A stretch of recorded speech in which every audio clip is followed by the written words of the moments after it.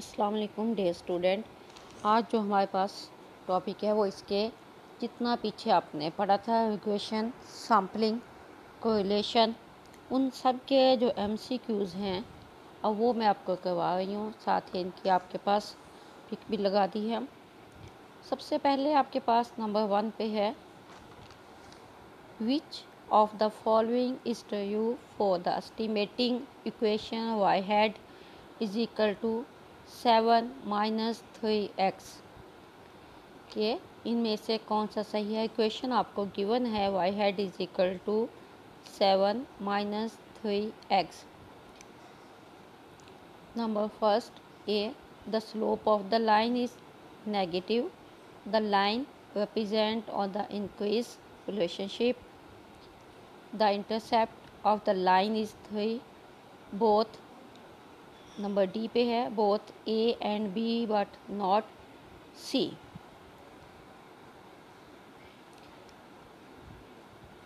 अब और इसमें जो सही है वो आपके पास है डी वाला, both A and B but not C. क्योंकि आप देखें इसमें जो आपके पास -3 है वो आपको किस चीज़ को शो कर रहा है। आपके पास लाइन होती है y is equal to a plus B X. B अब क्या था, स्लोप ऑफ द लाइन। अगर आपके पास बी पॉजिटिव है तो रिलेशनशिप आपके पास पॉजिटिव होता है, अगर बी नेगेटिव है तो आपके पास इन्वर्स रिलेशनशिप है। अब इसमें यही मेंशन है ए में भी, the slope of the line is negative, क्योंकि 3 के साथ माइनस का साइन है। और ये किस चीज़ को शो करती है, बी वाले में, the line represent an inverse relationship. इसलिए अब डी वाला आपके पास करेक्ट है कि both A and B but not C, क्योंकि सी आपका इसमें नहीं है। उसके बाद सेकंड नंबर पे है आपके पास, the probability of distribution of the statistic is called.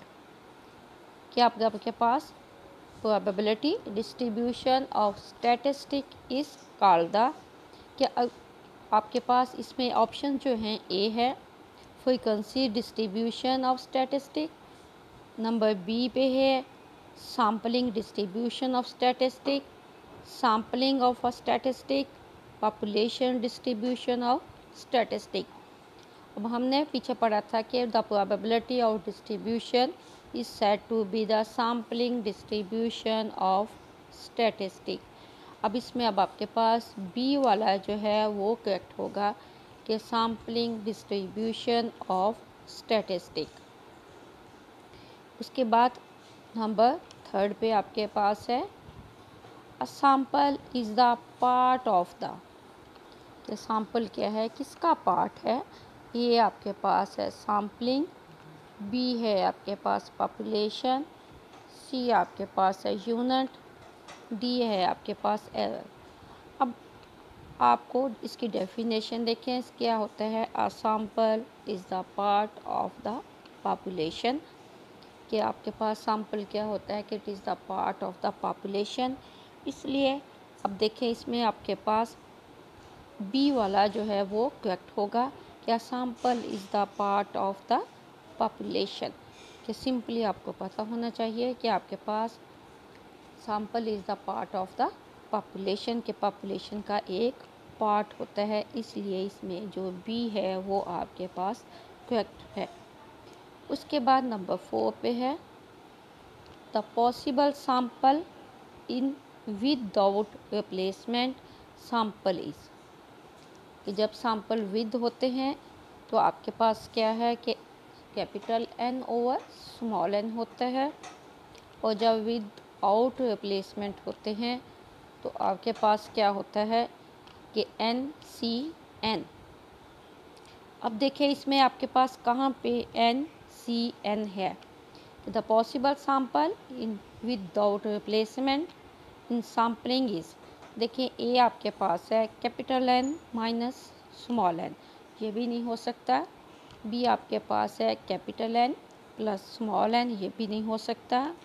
और डी जो आपके पास है वो आपके पास है capital N over small N, वो भी नहीं हो सकता क्योंकि वो विद रिप्लेसमेंट में होता है। और ये आपके पास है विद आउट रिप्लेसमेंट। तो ये आपके पास क्या होगा, CN, क्योंकि sampling is done without replacement किससे होती है, capital N C small n, यानी कॉम्बिनेशन जो आपने प्रोबेबिलिटी में किए थे वो वाला होता है formula, capital N C small n।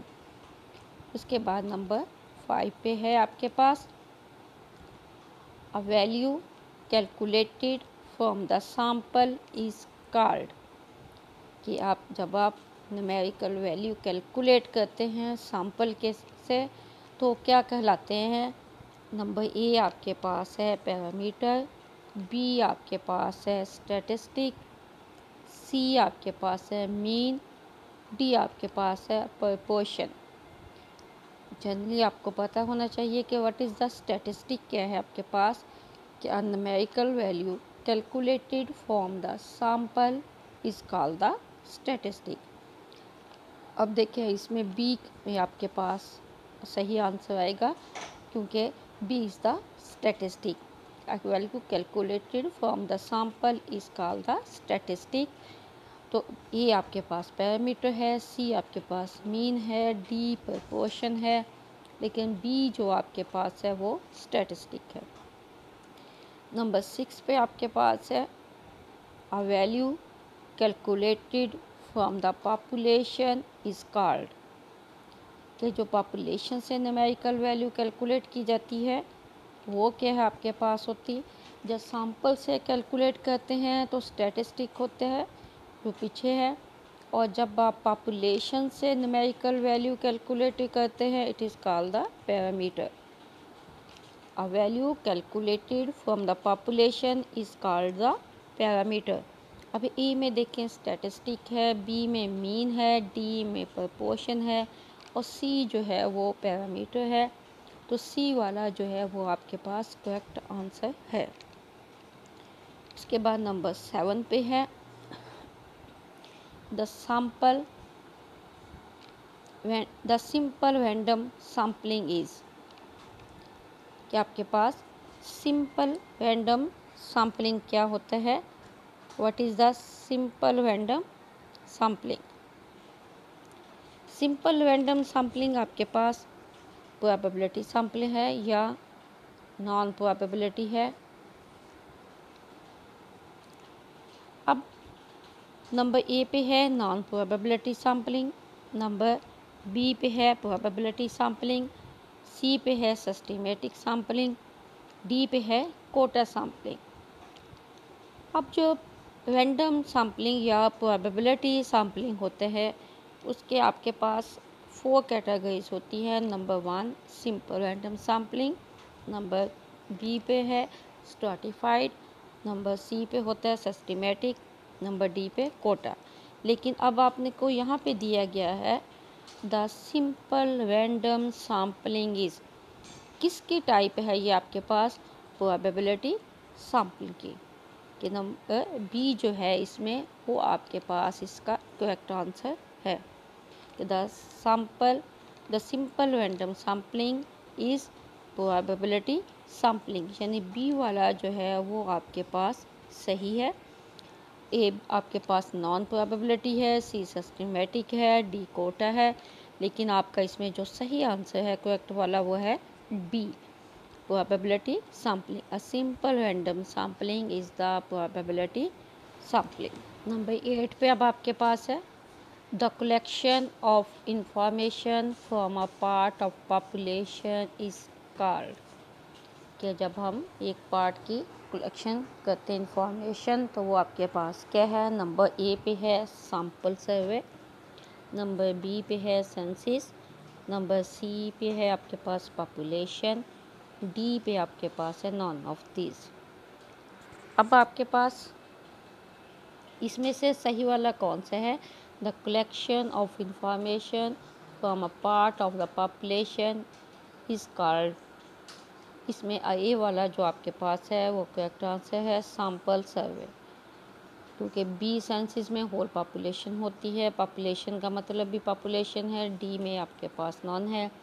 अब ए जो है वो इसका सही आंसर है आपके पास।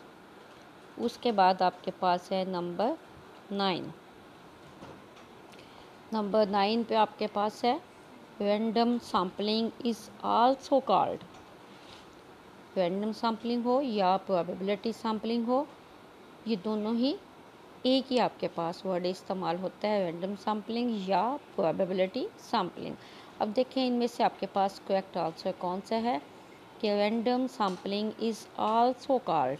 नंबर ए पे है आपके पास प्रोबेबिलिटी सैम्पलिंग, बी पे है नॉन प्रोबेबिलिटी सैम्पलिंग, सी पे है सैम्पलिंग एरर, डी पे है random error.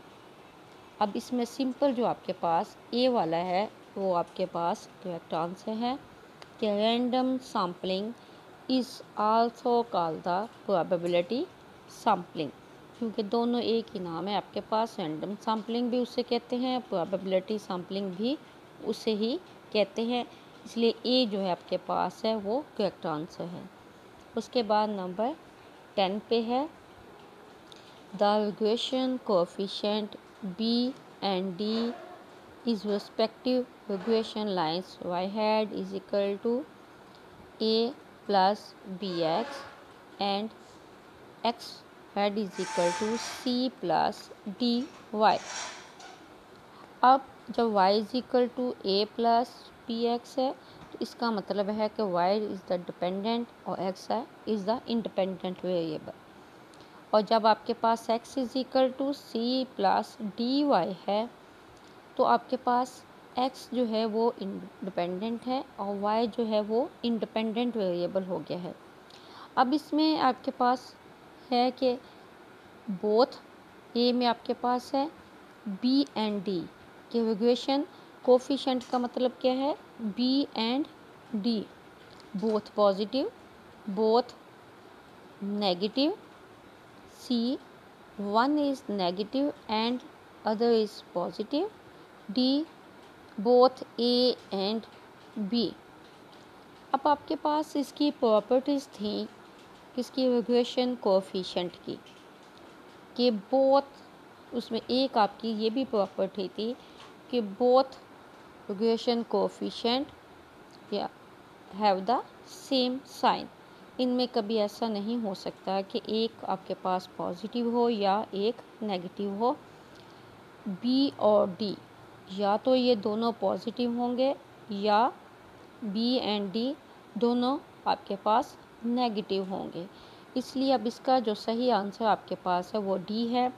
Both A and B कि बोथ पॉजिटिव भी हो सकते हैं, बोथ नेगेटिव भी हो सकते हैं, कि दोनों के सेम साइन होंगे, या तो ये पॉजिटिव होंगे या दोनों के दोनों ही आपके पास नेगेटिव होंगे। इसलिए डी है बोथ ए एंड बी। उसके बाद आपके पास 11 नंबर पे the dependent variable is also called the regression predicted variable, explained variable, response variable. अब 4 नाम आपके पास दिए हुए हैं कि जो डिपेंडेंट है आपके पास, यानी y is equal to A plus B X Y जो है, बाकी उसके अदर नेम। अब ई भी इसमें आपके पास दिया हुआ है ऑल ऑफ दीज। अब इसमें आपके पास ई वाला सही होगा कि ऑल ऑफ दीज, क्योंकि ये 4 के 4 नाम जो हैं वो डिपेंडेंट वेरिएबल के लिए हम इस्तेमाल कर सकते हैं, एक्सप्लेन भी, रिस्पॉन्स भी, प्रेडिक्टेड भी। उसके बाद आपके पास है 12 नंबर पे in the regression line of y on x। y on x का मतलब होता है y hat is equal to a plus B X. अब इसमें summation x is equal to summation x hat, summation y is equal to summation y hat, summation y minus y hat is equal to 0। D है both b and c but not a। अब देखें इसमें आपके पास जब y is equal to y hat is equal to a plus B X होगा, यानी line आपके पास है y ऑन x, तो इसमें आपके पास summation y always equal to y hat होगा, क्योंकि एक्चुअल वैल्यू और एस्टिमेटेड वैल्यूज़ जो होती हैं वो हमेशा इक्वल होती हैं। और उसके साथ सी में जो आपके पास दिया हुआ है summation Y minus Y hat, ये भी वही चीज़ है बी वाली कि summation Y minus summation Y hat कर लें इज इक्वल टू 0। इसलिए अब इसमें सही वाला आंसर जो है वो डी वाला है, both B and C but not A. 13 number पे आपके पास है the sum of the square of the difference between the actual and the corresponding value obtained from the fitted regression line is always, यही आपके पास ऊपर वाला ही है। The sum of the square of the difference between the actual and the corresponding value obtained from the fitted regression line is always, कि जैसे ये आपके पास ऊपर वाले में सी है कि summation Y minus Y hat is equal to 0, लेकिन अब इसमें आपके पास क्या है कि summation Y minus Y hat का स्क्वायर है। जब ये स्क्वायर नहीं होता, सिंपल होता है summation Y minus Y hat always equal to 0, क्योंकि ये डेविएशन हो जाएगी एक्चुअल वैल्यू की और एस्टिमेटेड वैल्यू की। लेकिन जब हम इसका स्क्वायर ले लेंगे तो मिनिमाइजिंग, तो इसका आंसर जो आएगा वो मिनिमम आएगा।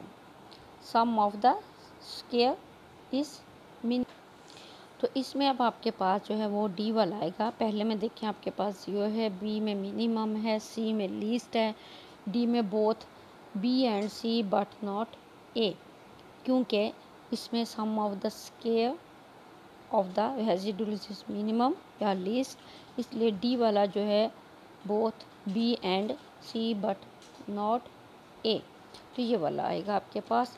आप इन सब को देख लीजिएगा, अगर कोई ना आए तो आप व्हाट्सएप पे